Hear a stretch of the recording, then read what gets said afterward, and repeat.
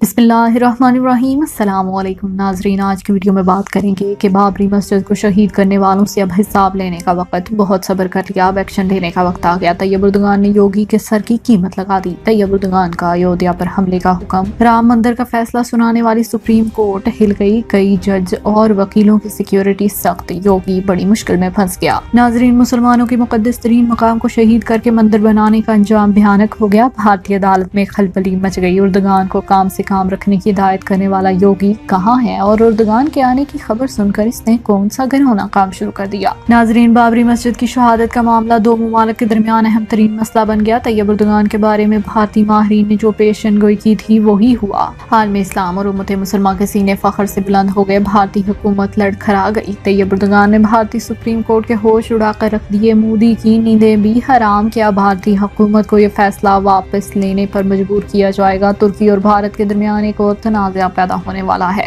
ناظرین، Tayyip Erdogan نے اس بار ایسا سخت بیان دیا کہ یوگی نے ہائی الرٹ کر دیا، ایودھیا میں اور کئی علاقوں میں کرفیو نافذ کرنے کا بھی فیصلہ کیا جا رہا ہے۔ طیب اردگان کے دبنگ اعلان نے یوگی کی نسلیں بھی ہلا کر رکھ دی۔ اردگان نے یوگی کے بارے میں بیان جاری کرتے ہوئے یہ بھی کہا تھا کہ دنیا کے ہر مذہب کو دوسرے مذہب کے اتنے ہی عزت اور تکریم کرنی چاہیے جتنی وہ اپنی مذہب کے لیے رکھتا ہے۔ انہوں نے کہا کہ یک طرفہ فیصلہ ہے جس کی وجہ سے مسلمانوں کی دل آزاری کی گئی، اور اگر ترکی میں ایسا کچھ کیا جائے تو بھارتی حکومت کسی بھی صورت اسے قبول نہیں کرے گی، اور ایودھیا حکومت کی جانب سے ان بیانات کا مذاق اڑا کر اسے اردگان کا سٹینڈرڈ قرار دیا گیا، جس کے بعد حالات کشیدہ ہو گئے۔ ایودھیا میں مساجد کے خلاف ایک بڑا کریک ڈاؤن کرایا گیا جس نے عالم اسلام کے ایک اہم ترین لیڈر طیب اردگان کو بڑا ایکشن لینے پر مجبور کیا۔ طیب اردگان بابری مسجد کے بعد حال ہی میں ایک اور مسجد کی شہادت کے بعد سرگرم ہوئے، اور انہوں نے اب ایودھیا کا دورہ کرنے کا اعلان کیا۔ بھارت کے لیے ہر جانب سے مشکلات بڑھتی جا رہی ہیں، اور بابری مسجد کے مسلمانوں کے لیے ایک اہم ترین اہمیت کی حامل جگہ ہے۔ بھارت کو ایک بار پھر سے چاروں شانے شد کر دیا گیا۔ عالم اسلام کے اہم ترین رہنما طیب اردگان نے بھارت میں مساجد کی شہادت کا قصہ کھول دیا، اور اس جگہ پر مندروں کی تعمیر ایک غیر قانونی عمل ہے۔ دنیا میں بھارت ایک ایسی ریاست بن چکی ہے جہاں پر اسلام فوبیا اور مسلم قتل عام ہر دور میں عروج پر رہا۔ گزشتہ کچھ ایام سے بھارت میں مسلمانوں کی اور مساجد کے خلاف زبردست محاذ کھولے گئے، اور بھارت میں مسلمانوں کو نظر انداز کرتے ہوئے گولی مار دی جاتی ہے یا اسے دہشت گرد کہہ کر